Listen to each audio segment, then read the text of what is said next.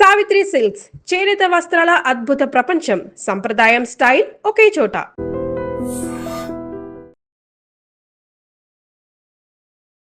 నమస్తే. ముందుగా ప్రేక్షకులందరికీ శ్రీ పరాభవనామ సంవత్సర ఉగాది శుభాకాంక్షలు. ద్వాదశ రాశుల వారికి ఈ సంవత్సరం ఏ విధంగా ఉండబోతుందో తెలియచేయడానికి మనతో పాటు బ్రహ్మశ్రీ గుండెపూడి శివసుధీర్ శర్మ గారు ఉన్నారు. మాట్లాడదాం. నమస్కారం గురుగారు. శ్రీమాత్రే నమః. శ్రీ గురుభ్యో నమః. గురుగారు, పరాభవనామ సంవత్సరంలో కుంభరాశి వారికి ఏ విధంగా ఉండబోతుంది? నన్ను ముఖ్యంగా కుంభరాశి వాళ్ళకు కూడా ఈ సంవత్సరం ఉండేటువంటి పరిస్థితుల్లో గురుడు కొంతకాలం శుభుడు, కొంతకాలం అశుభుడు. అశుభం కూడా కాదు, కొంచెం నష్టాన్ని చేకూర్చేటువంటి పరిస్థితి. 7.5 సంవత్సరాల శని ప్రస్తుతానికి జరుగుతుంది. జన్మరాశి స్థితిలో రాహువు, సప్తమంలో కేతువు. ఇక్కడ ఏలినాటి శని, రాహువు, కేతుగ్రహ ప్రభావం, మరలా షష్టమంలో గురుగ్రహ సంచారం. ఇవి మిశ్రమ ఫలితాన్ని ఇస్తాయి. ఉన్నతంగా ఉందని చెప్పడానికి లేదు, మరీ బాగాలేదని చెప్పడానికి లేదు. కొంతకాలం బాగుంటుంది, ఒక్కో నెల బాగుంటుంది, ఒక్కో నెల కొంచెం కష్టకాలంగా మారేటువంటి పరిస్థితులు కనబడుతున్నాయి. దీంట్లో మిత్రులుగా ఉండేటువంటి వ్యక్తులు శత్రువులుగా మారబోతున్నారు. అది కొంచెం జాగ్రత్త పడాల్సినటువంటి విషయం. ఎప్పుడు కూడాను శత్రువు మిత్రువైనా పర్లేదు, కానీ మిత్రుడు శత్రువు అయితే మన రహస్యాలు మొత్తం మిత్రుల దగ్గరే ఉంటాయి. అవి పడిపోతే ప్రపంచం వినాశనం అవుతుంది, మన జీవితం నాశనం అవుతుంది. కాబట్టి మిత్రుడిని ఎప్పుడు కూడా శత్రువుగా చేసుకోవద్దు.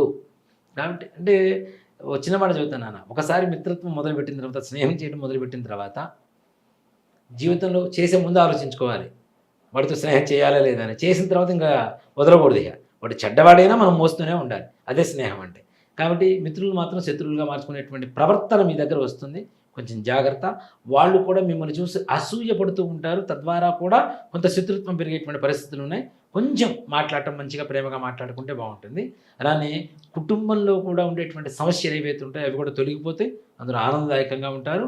కాకపోతే తండ్రి తరఫు వాళ్ళకి ఏదైతే సూతకాలు వినాల్సినటువంటి, ఆ వార్తలు వినాల్సినటువంటి మాటలు అంటే బంధు తరఫు, తండ్రి తరఫు బంధువర్గం వాళ్ళు చనిపోవటం, సూతకాలు, మరణ వార్తలు వినాల్సినటువంటి పరిస్థితులు, ఇట్లాంటివి ఏర్పడేటువంటి అవకాశం ఉంది. కాబట్టి కొంచెం జాగ్రత్తగా ఉండాల్సినటువంటి పరిస్థితి. దాంతోపాటుగా కుటుంబంలో చిన్న చిన్న సమస్యలు వస్తాయి. అవి పెద్ద బయటికి చెప్పుకునేంత సమస్యలు అయితే కావు.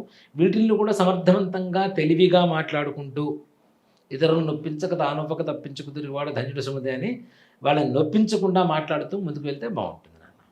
గురుగారు, అలాగే ఈ రాశి విద్యార్థులకు, ఉద్యోగస్తులకు, వ్యాపారస్తులకు ఏ విధంగా ఉండబోతుంది? విద్యార్థులకి బ్రహ్మాండంగా ఉండబోతుంది. అఖండమైనటువంటి విజయాన్ని సంపాదిస్తారు. కాకపోతే శ్రద్ధ అవసరం. శ్రద్ధ లేకుండా చదివితే ఏ రకమైనటువంటి సరస్వతి కూడా మనకు అబ్బదు. కాబట్టి శ్రద్ధ వహించి చదవండి, చాలా బాగుంటుంది. అలాగే ఉద్యోగస్తుల విషయానికి వస్తే వీళ్ళకి ట్రాన్స్ఫర్స్ కానీ ప్రమోషన్స్ కానీ, ఈ రెండిట్లో ఏదో ఒకటే నాన్న. ట్రాన్స్ఫర్స్తో కూడుకున్న ప్రమోషన్స్ కావు, ప్రమోషన్స్తో కూడుకున్నటువంటి ట్రాన్స్ఫర్స్ కావు. ఏదో ఒకటే. ఉన్న స్థానంలోనే ఉంటూ జీతం పెంపుదల కావడమా, లేదా ట్రాన్స్ఫర్స్ మనకి ఇష్టమైనటువంటి స్థానానికి వెళ్ళటమా, ఈ రెండిట్లో ఏదో ఒకటి మాత్రమే జరిగేటువంటి అవకాశం ఉన్నది. కాబట్టి తగిన జాగ్రత్తలు తీసుకోండి. అంటే ఏది కావాలి అనేటువంటిది మనం నిర్ణయించుకోవాల్సినటువంటి సమయం ఉన్నది. కాబట్టి దీన్ని నన్ను అడిగితే ఉన్న చోటనే ఉంటూ ప్రమోషన్స్ తీసుకోవడం అనేటువంటిది ఉత్తమమైనటువంటి లక్షణం. ఆ తదుపరి ఎట్లాగో నెక్స్ట్ ఇయర్ కూడా మళ్ళీ ట్రాన్స్ఫర్స్ జరుగుతాయి. కాబట్టి దాని గురించి ఆలోచించాల్సిన అవసరం లేదు, బాగుంటుంది. అలాగే వ్యాపారస్తుల విషయానికి వస్తే వీళ్ళకు కూడా అఖండమైనటువంటి లక్ష్మీ యోగం ఉంటుంది నాన్న. వీళ్ళల్లో ముఖ్యంగా పక్క వ్యాపారస్తులు అసూయ, ద్వేషాలతో కూడుకున్నటువంటి వాళ్ళు అవుతుంటారు. వీళ్ళ మీద చేసేటువంటి అనేక రకాలైనటువంటి చెడు క్రియలు ఏవైతే ఈ దిష్టి తీసేసి పారేయటాలు, ఇట్లాంటివన్నీ కూడాను వీళ్ళకి తగిలేలా చేయాలి అనేటువంటి శత్రుబాధలు ఎక్కువగా ఉండేటువంటి అవకాశం ఉంది. కాబట్టి ఆ విషయాల్లో తగిన జాగ్రత్తలు చూసుకుంటూ వెళ్ళాలి. అలాగే రాజకీయ నాయకులకు, కళారంగం వారికి ఏ విధంగా ఉండబోతుంది? రాజకీయ నాయకులు కూడా బ్రహ్మాండంగా ఉండబోతుంది నాన్న. వీళ్ళకి శత్రువులు కూడా మిత్రులు అవుతారు. ఈ రాజకీయ నాయకుల వ్యవహారానికి వచ్చేసరికి ఉన్నతాధికారులు మంచి స్థానాన్ని ఇచ్చేటువంటి అవకాశం ఉంది. అలాగే ఎలక్షన్స్లో నిల్చున్నా కూడా గెలుపు అనేటువంటిది తథ్యంగా ఉంటుంది. ఎదుటి వాళ్ళు ఎంతటి వాళ్ళైనా వీళ్ళు పోటీ ఇస్తూ, ఇక్కడ ఎట్లా ఉంటుందంటే గెలుపు వస్తుంది, కానీ చివరి క్షణం వరకు కూడా ఒత్తిడే, టెన్షన్. అంటే చివరి ఓటు లెక్కింపు అంటుంటారు కదా, అట్లా చివరి ఓటు వరకు కూడా వీళ్ళకి ఏ రకమైనటువంటి టెన్షన్, గెలుస్తామా లేదా అనేటువంటి దీంతోనే ఉంటారు. కానీ చివరికి మాత్రం గెలుపు వీడి పట్టానే ఉంటుంది తప్పనిసరిగా. అలాగే అప్పుల బాధలు, కోర్టు గొడవలు, కుటుంబ గొడవల వరకు ఏ విధంగా ఉండబోతుంది? రుణబాధలు తొలగిపోతాయి. కానీ రుణబాధలు తొలగిపోయేంత స్థాయికి మనం కష్టపడి సంపాదిస్తే తొలగిపోతాయి. ఇంట్లో కూర్చుంటామంటే ఇక్కడ లేజినెస్ కూడా పెరుగుతుంది నాన్న కొంచెం. ఆ లేజినెస్ అనేటువంటిది కొంచెం తగ్గించుకుంటే, బద్ధకం తగ్గించుకుంటే ఏదైనా ఆర్థికంగా కూడా బాగుంటుంది, అప్పులు తీర్చుకోవడానికి కూడా బాగుంటుంది. అలాగే కోర్టు వ్యవహారాలు, దీంట్లో కొంచెం చుక్కెదురుగా ఉంటుంది వీళ్ళకి. కోర్టు వ్యవహారాలు అంత సానుకూలంగా ఉండవు. పిత్రార్జితం వెనక తండ్రి తరఫు నుంచి వస్తున్న ఆస్తులు వస్తాయి అనేది మాత్రం గ్యారంటీ లేదు, కానీ కొంత సానుకూలంగా ముందుకు వెళ్తూ ఉంటుంది. ఒక్కసారి పరిష్కారం అవ్వడం అనేది మాత్రం ఈ సంవత్సరంలో జరగడం కష్టం. ఏదేమైనా ఆగస్టు తర్వాత పరిష్కార మార్గానికి మీకు ఒక దారి కనబడుతుంది. దాన్ని పట్టుకొని వెళ్తే తప్పనిసరిగా పరిష్కారం అవుతుంది. అలాగే విదేశాలకు వెళ్ళాలి అనుకునే వారికి, వివాహం కాని వారికి ఏ విధంగా ఉండబోతుంది గురు? ఇక్కడ వివాహం కానటువంటి వారికి ఈ సంవత్సరం అవ్వడానికి అవకాశాలు ఉంటాయి, కాకపోతే ఎక్కువ సార్లు ప్రయత్నం చేయాల్సి ఉంటుంది. అందుకని ముందుగానే ఇప్పుడు సెలెక్టెడ్ మెంబర్స్ని తీసుకుంటాం, దాంట్లో కరెక్ట్గా ఎవరు అనేది ముందుగానే మనం ఒకటి జాతకం కావచ్చు, వాళ్ళ ఆర్థిక పరిస్థితి కావచ్చు, వాళ్ళ ఉద్యోగ స్థితి కావచ్చు, ఒకటికి 2 సార్లు మనం ఆలోచించుకొని మాట్లాడుకొని ముందుకు వెళ్ళడం, తద్వారా అదే సంబంధాన్ని చూడటం అనేటువంటి చేయటం మంచిది. మంచి వివాహ యోగం జరుగుతుంది. అలాగే సంతాన యోగం కూడా మంచి యోగం నాన్న. సత్సంతాన యోగం కలుగుతుంది, సౌభాగ్యాభివృద్ధి కలుగుతుంది. ఇంట్లో ఎంతకాలం ఎవరికైతే భార్య కానీ భర్త కానీ హెల్త్ బాగాలేదో వాళ్ళకు కూడా ఆరోగ్య పరిస్థితి మంచి మెరుగ్గా ఉండేటువంటి పరిస్థితి కనపడుతుంది.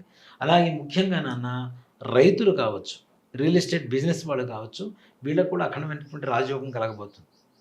రైతులకి రెండవ పంట మొదటి పంట కంటే ఎక్కువ దిగుబడి వస్తుంది. మొదటి పంటలో లాభం వస్తుంది, కానీ రెండవ పంటలో ఇంకాస్త ఎక్కువ దిగుబడి వచ్చి ఎక్కువ లాభం వచ్చేటువంటి అవకాశాలు కనబడుతున్నాయి. అలాగే రియల్ ఎస్టేట్ వ్యాపారస్తులకు కూడా వీళ్ళకు కూడా మంచి రాజయోగం ఉంటుంది. కాకపోతే వీళ్ళ దగ్గర ఉన్నటువంటి సమస్య ఏంటంటే వీళ్ళు 100 రూపాయలు రాగానే కొంచెం తలపొగరు చూపిస్తుంటారు. దాని ద్వారా ఎదురు వాళ్ళ దగ్గర దెబ్బతినేటువంటి అవకాశం ఉన్నది, కాబట్టి కొంచెం జాగ్రత్త పడాల్సినటువంటి పరిస్థితి కనపడుతుంది. అలాగే గురుగారు, కుంభరాశి వారు మరిన్ని మెరుగైన ఫలితాల కోసం ఎటువంటి పరిహారాలు చేసుకోవాలి?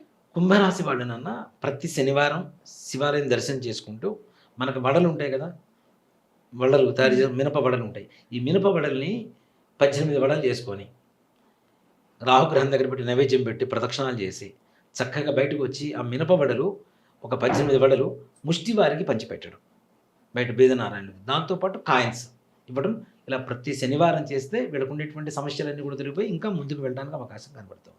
ధన్యవాదాలు గురుగారు. శ్రీమాత్రే నమః. శ్రీ గురుభ్యో నమః. తవ్వండి, తవ్వుతూనే శివలింగం. సరే, దాన్ని అట్లా కప్పేసేయండి, చూపించదండి. Krishna is there. మూర్తి పూజ కాదు, సాక్షాత్ బ్రజేంద్ర నందన భగవాన్ ఉన్నారు మూర్తిలో.